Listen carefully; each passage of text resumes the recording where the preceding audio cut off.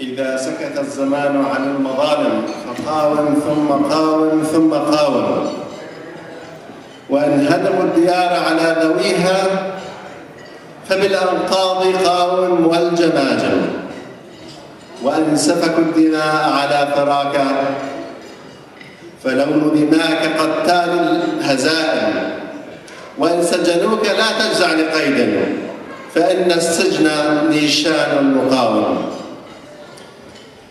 Dear brothers and sisters, the mayor of city of Canterbury, Mr. براين Robson, is going to give a little speech. Mr. براين, please come over.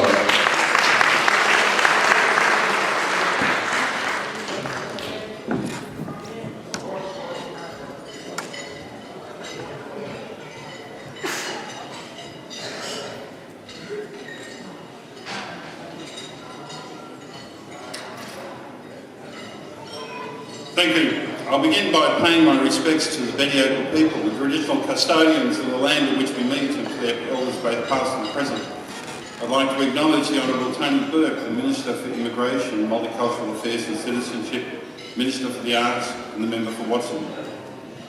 Mr. Zahir Savai, the President of the Australian Syrian Association, Mr. Paul Lynch, Member for Liverpool, Mrs. Tanya Mahalik, Member for Bankstown, my councillors and colleagues, Pierre Assi and Michael Hawat, and of course our former Mayor, the Honourable Kay Griffin. Assalamu alaikum. Like Minister Burke, the last time I was here, my speech was videotaped and ended up on YouTube, and I also was subjected to criticism from the Assad supporters. And I consider it to be a badge of honour to receive that criticism. It shows that our message is getting through. And it's ironic that they're using the rights afforded to them in Australia to criticise public figures like Minister Burke and myself.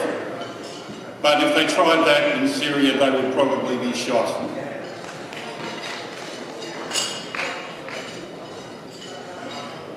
I'll begin again by saying Assalamu alaikum and thank you for inviting me here tonight for your Australian Syrian Association Iftar dinner.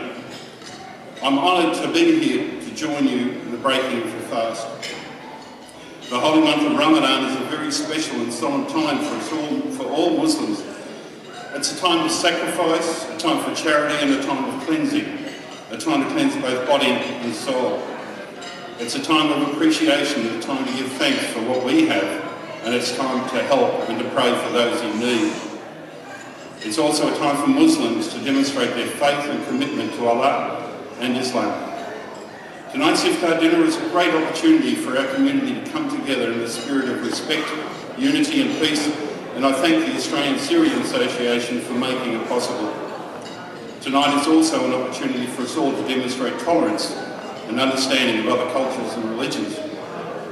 We are fortunate to live in one of the most diverse cities in Australia, and the Council is very proud to support the many communities that make up our city, particularly our Muslim community, by celebrating and highlighting events such as this. We also live in a great country whereby people enjoy the freedom of religion and politics and are not persecuted for their beliefs or faith.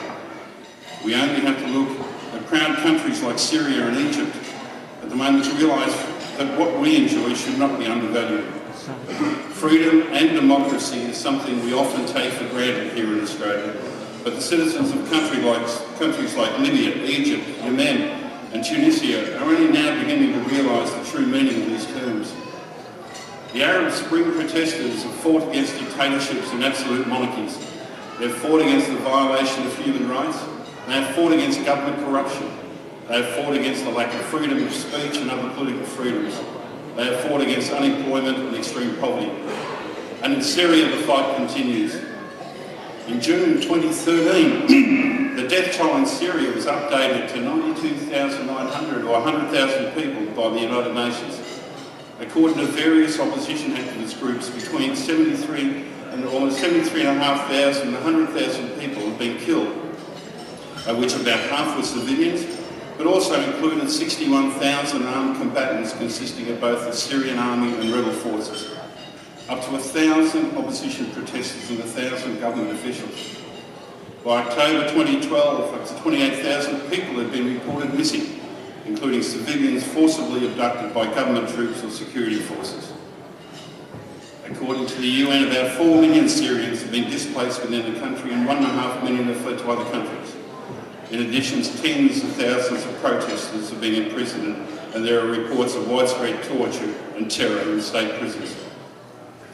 It is sad, it is terrible, and it must stop.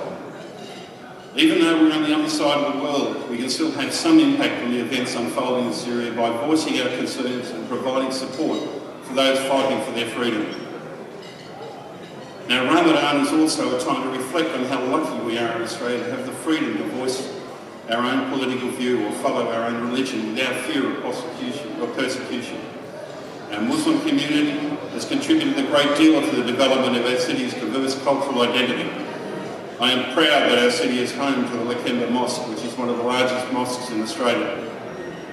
Our city is also home to Islamic schools as well as many community groups and associations. We believe our diversity is something to be celebrated, and on Saturday the 24th of August we'll be hosting our annual Paladin Street Festival in Canterbury. I know that I'll see you and your families there. Again, I'd like to thank the Australian Syrian Association for asking me to talk on this special occasion, and I'd also like to acknowledge the personal sacrifice many of you have made during the holy month of Ramadan. It demonstrates your selflessness and creates bonds and unity throughout our community, whereby you can share the values of family, respect, unity and peace, values we all hold dear. Please accept my best wishes for the remainder of the holy month of Ramadan. Shukran.